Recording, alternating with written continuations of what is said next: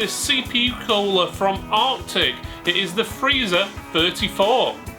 Okay, let's have a quick look at this box. You've got the Arctic Freezer 34, believe it or not. This is the follow-on from the Freezer 33. It has a single fan, it's got a 6-year warranty, and it's a Tara CPU cooler with a P-series fan. And the P-series fan, if you're not sure, is basically a pressure-optimised fan.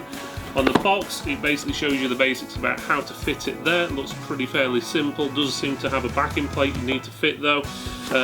You've also got information on there about how the fan itself works and how it connects to the board. And again, a picture there showing what it looks like on the back of the board. You've got different languages there. On the top you've got about Arctic being carbon neutral, which is always good. And on the bottom you've got the barcodes. Okay, so let's quickly open this up.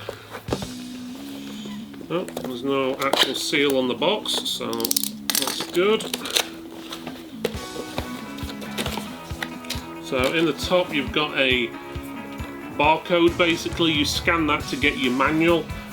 They don't include manuals in here. They're trying to stay eco-friendly with all the stuff from Arctic 2, which is always good. And obviously it gives you a bit of information about there, about saying, asking you, you're happy, and how to contact them and so forth if you need to be. You've got a little cardboard bit here.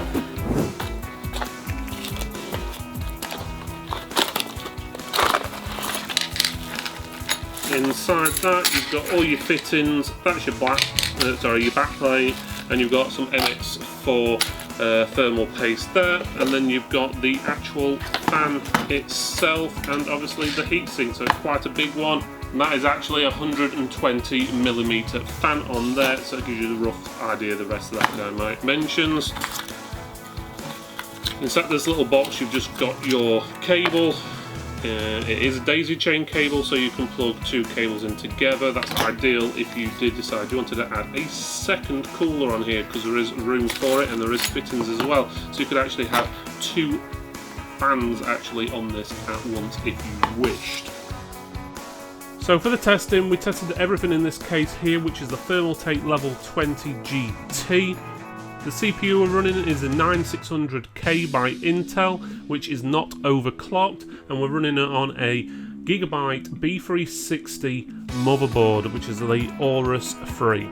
Okay, the first set of tests are done while the machine was idle, and we picked up the average temperature. As you can see here, we tested it against a Thermaltake water cooler, which is a double rad 240mm. We also tested the Freezer 34 Duo, the Intel stock heatsink, what comes with the processors as standard, as well as a Coolmaster 212 Evo. The freezer though, we did actually, the one we're testing today, we tried it in 3 different ways, with no fan, with 1 fan, and with 2 fans.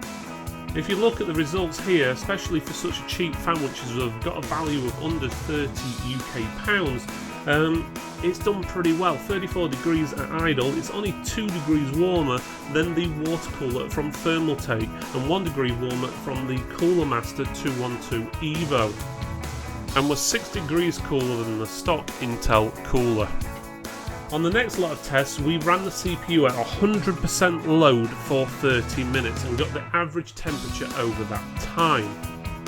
And as you can see from the results, the Freezer 34 with the 1 fan is actually quite an impressive result. It's only 1 degree behind that water cooler from Thermaltake, so that's pretty good. And it actually came out cooler than the Cooler Master 212 Evo, which is very impressive. Obviously, compared to stock, there's a huge difference. On this bunch of tests, we basically checked to see the highest temperature the CPU went when it was under that full load for 30 minutes. And as you can see here, the Freezer 34 with 1 fan did extremely well, and it equaled temperature with the Thermaltake water cooler, which was very impressive. It was also cooler than the Cooler Master 212 Evo, and drastically cooler than the stock cooler, around about 18 degrees cooler. Overall, I'm very impressed with the Freezer 34, considering it's keeping up with the water cooler from Thermaltake, which is actually valued at a lot higher price, so it's done extremely well. Regarding the Freezer 34 Duo, if you want to read more about that, keep tuned We've got a review of that one coming up in around about 2 to 3 weeks, but as you can see, the temperatures are very impressive. Thanks for watching this video all the way to the end. Don't forget to press the subscribe button over here. That way you'll get all the latest news and all the reviews we do on a weekly basis. Thanks again for watching, and I'll see you next time.